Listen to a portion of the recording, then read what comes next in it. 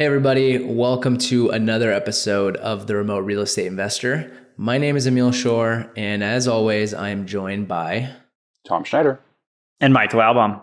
And today's episode is going to be a little bit unique. We're going to be talking about, it's actually a follow-up episode. So if you scroll way back in the archives, we did an episode called The Art and Science of Choosing a Real Estate Market. That was episode 21.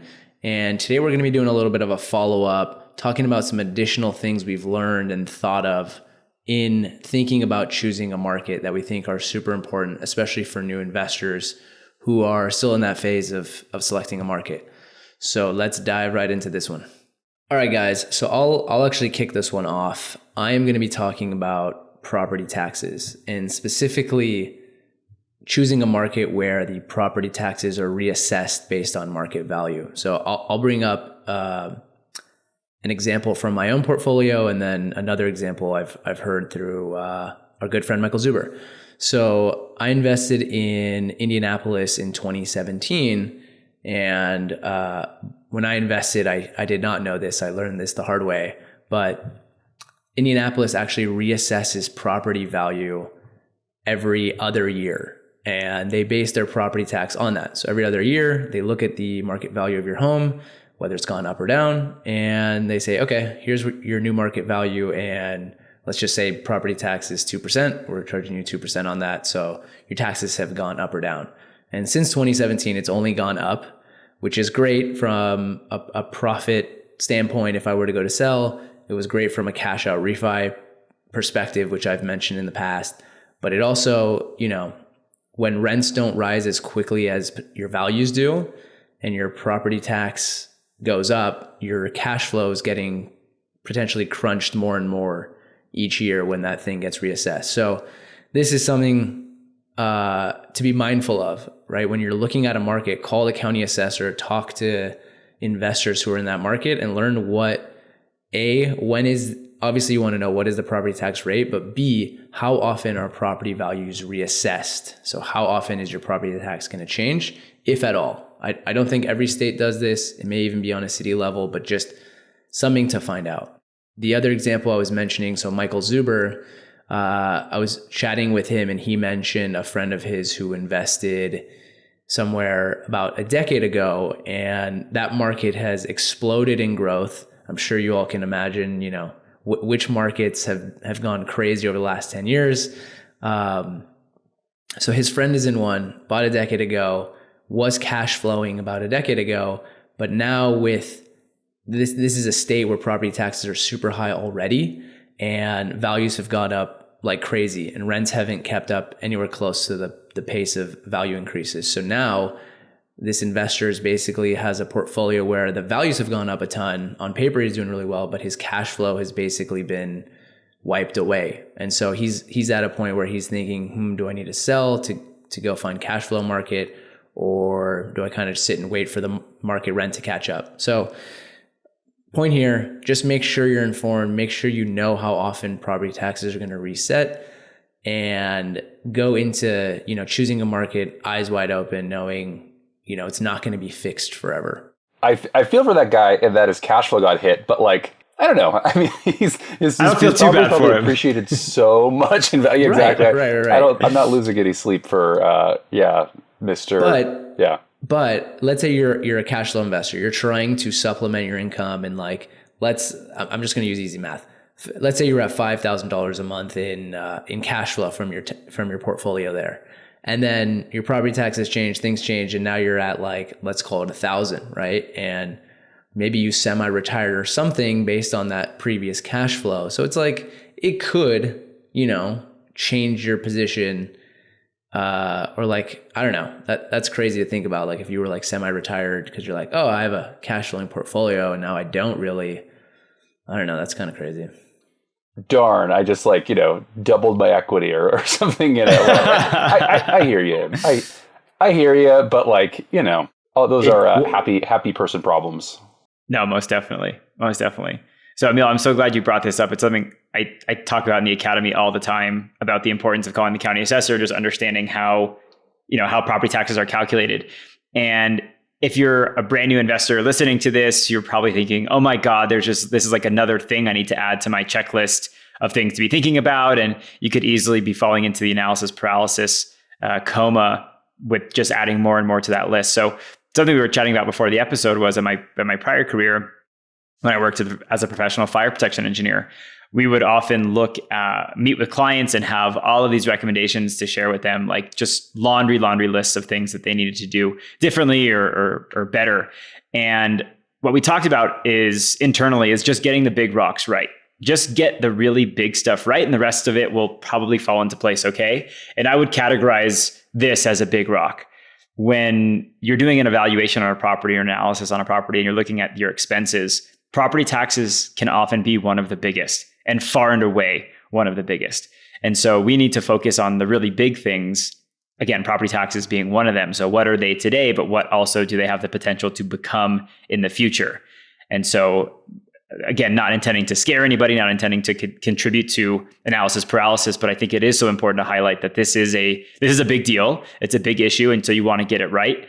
And as an investor, the buck stops with you. So you need to be capable, able, and willing to go get the answers and the proper answers. So again, to drive the point home, to beat already pulped fruit. I don't know if that's a phrase, but we'll go with it because dead dogs just sound too sad. It's something that you want to go spend time, energy, and effort figuring out. One thing I love about this, talking with you guys about this and sharing on the podcast, is sharing mistakes that we've made in the past. And one of the mistakes that I've made in the past is going and looking up what the property taxes are and not realizing that there's a big difference between owner-occupied taxes versus investor taxes. So many states, counties offer what they call a homeowner exemption. Am I saying that right, Michael? I think I am. Where it's, the taxes might be cut in half. Yeah, they call it a homeowner exemption or a homestead. Homestead. That sounds very like you're, planting a flag into the ground and claiming a lot. So you get a big. This is my hectare. Yeah, the last thing I'll plug on taxes is if you currently own properties and are looking to see if you can push those property taxes values down. Within Stessa has some partnerships. I think we'll name them at the end of the episode, as I don't have it in front of me right now. Where some partners who can help if there's opportunity to lower your property taxes. It's a company that will help you with that appeal process. So we'll mention that in the ending credits of the episode. Nice. Tom, you want to actually take the mic and talk about your other tidbit in choosing a market? Yeah, my last tidbit in choosing a market. So within each market, there is a different type of return profile, right? Some smaller markets, they're going to have higher cap rates and higher cash flow, and more competitive markets are going to have less cash flow available. And what we've seen where a ton of appreciation has happened is in those markets where the cash flow is smaller, be it, Atlanta's, your Dallas's, these bigger Florida's, these bigger markets. And the longer that I'm doing this, the more I kind of realize as a longer term investor, with values, there's going to be ups and downs, but over the long horizon, it tends to go up and to the right. So what my tidbit is if you are in a position, an acquisition cycle, I have been putting more stock on, market fundamentals that are bigger markets and trading that for a little bit less cash flow. Now, I'm not saying I want to create, in Michael Zuber's words, alligators where they're negative cash flow, but there's a lot of smart institutional money going into these properties where the cash flow is a little bit thinner. And if I'm, at the point where I have some capital to deploy, I'm okay putting a little more weight on the market fundamentals, even though the cash flow might be a little bit leaner. I know oftentimes as a newer investor, you could, you see these high cash flowings in these markets that are like really little. But man, there is a real boon to be had for over time, the appreciation going up, which tends to happen a little bit faster in markets that are larger. That's a great point. A little bit long-winded, but I think at a super high level, it's, of that spectrum of appreciation versus cash flow. If you're holding for a long time, the returns on the appreciation are very real. Yeah, I think that's such a great point. And also, to just piggyback off that, I think so many newer investors, myself included when I was first getting started, put so much emphasis on the cash flow and so much focus on the cash flow that if you're targeting $150 a month cash flow and you're ending up after you run your numbers at 120, you might say, no, it's not worth it. But at the end of the day, I mean, that's $360 a year that you're giving up to get into potentially a great deal that will appreciate. And as long as that appreciates more than $360 a year, that was probably the right call for the long-term growth model and the growth mindset. So again, I would urge people not to get so locked in to a specific dollar amount, especially if it's your first deal. Of course, it's important. And like you mentioned, Tom, don't go buy alligators. Don't go buy bad deals just for the sake of getting deals done. Go buy good deals, but be a little bit flexible with yourself, just with regard to your experience in the market, as well as kind of where we are in the market cycle. Things just aren't the same as they were 2 years ago. So don't bring 2-year-old expectations to today's market, because you're going to be severely disappointed. Solid. All right, Michael, wrap us up. What's your tidbit? So my tidbit is, and I talk about it all the time in the academy, there's 2 ways that I really like approaching finding a market or finding a deal. And one is you can let the deal dictate the market, or the other is you can let the market dictate the deal. And so if you're going to let the deal dictate the market, this is what I did when I first started investing, because I was traveling all over the country for my prior job. And I said, wherever the good deals are, I'll go buy it. I don't care where it is geographically. If the numbers make sense, I'm in. And it just got too spread out. It was a pain in the butt. So later on in my career, I said, okay, well, I'm going to let the market dictate the deal. And one of those 2 ways is going to feel easier. And kind of what I mean by that is, if we're letting the deal dictate the market, again, that's going to find where the numbers work and then zooming out and saying, what is this market? Is this acceptable to me based on my investment thesis, my investment criteria?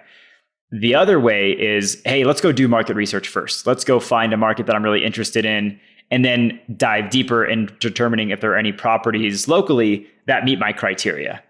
Both ways are going to be iterative in that you're going to come up empty-handed both times. So you're going to go find awesome deals with killer numbers that are in markets that you want nothing to do with. And conversely, you're going to find these amazing markets. And as you dive deeper, you're going to find that, there's no deals to be had there. If we look kind of at the market level, San Francisco is a great example of that. So we see there's a diverse economy. There's a lot of stuff going on there. Given the population change, we're going to ignore for just a minute. But from a high level, you could think that, this is a very strong, robust, economically robust market. And then to come to find out that your average deal is $1 million and rent is $4,500. So those numbers really don't pan out from a cash flow perspective. So again, either way you approach it, it's going to be iterative. But one of those 2 is probably going to feel easier. You're either someone that really likes the high level macro stuff and you like learning about markets, or maybe you're more numbers focused and you want to get into the nitty gritty details and go look at deals first and then zoom out to the macro to learn about those markets. So just as a tip to get the ball rolling, pick 3 or 4 markets if you're starting from the market, or pick 3 or 4 deals in different markets and just start to go analyze those and learn about those. And my guess is you'll hopefully start to find out more than you would expect. And it helps prevent analysis paralysis, in that you can just start learning and start making informed decisions by doing these analyses. Circling back to Emil's point, this ties kind of well into it in getting spread out on too many markets. Like if you're targeting a ton of different markets, that's a ton of different sort of tax implications or tax rates, whatnot, because they can be kind of unique by market and submarket. So a good podcast ties back to some earlier themes in the episode, and I'm going to do that right there. Bow tie. So do you guys think it's more important to choose the right market, or is it choosing a market and getting to know it well, networking? Is it more about what you do in the market, or is it about choosing the right market? I think what you're saying is is it better to spend a lot of getting the time to understand a very specific market, or spend a lot of time in just analyzing many different markets to find that perfect one? And I think what you're kind of alluding to is risks around paralysis by analysis versus kind of getting in there and getting your proverbial hands dirty or whatnot. Am I picking that up right? Yeah, exactly. I'm saying like, should you spend hundreds of hours analyzing and dissecting and saying, okay, this market has all the right factors, employment growth, supply constraints, yada, yada, whatever, right? If you're choosing a remote market, or is it like, all right, here's my short list of 3. Here's one I like. I'm just going to go and learn and get really good at this market, know what a good deal looks like, learn all, talk to different PMs, talk to different agents, talk to different investors there, and just like know it really well and become a good investor in that market? The latter. I think I like that kind of question. I think you're kind of like teeing up the direction is I think as an investor, it's easy to get lost in analysis by paralysis by analysis. And there's a lot of people that have a lot of success in a lot of different markets. So, in the upfront top of the funnel, right, I would whittle that down fairly quickly and then spend the majority of your time understanding, what's going on in that market. It's like monitoring sold properties in the same profile that you're looking for, looking at new listings in the same profile that you are looking for. So I would say the latter for sure would be my input. I would agree. I think that your time is so much better spent getting your hands dirty, because I would argue that there will always be a better market. Like if we're looking at market specifics, there will always be a better market. And I can almost guarantee you there will always be a better deal. And so if you get really hung up and caught up on getting the perfect market and the perfect deal, you'll probably never do anything. And I would also argue that you can likely make lemonade out of lemons. So even if you bought in what would be considered a quote unquote bad market, if you've got a great team in place and the numbers make sense, I mean, you can still make it work. And that's only going to happen is if you're doing the legwork to develop a team and develop relationships locally. And again, you could spend your whole life trying to find the perfect market.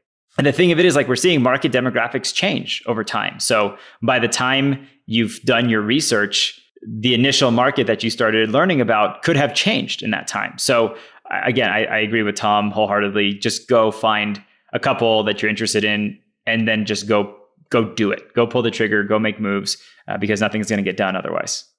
I asked this as a kind of a trick question because I honestly think both are right. I think you can be someone who analyzes the crap out of a bunch of markets and says, all right, this one looks primed for growth, and you could be totally right.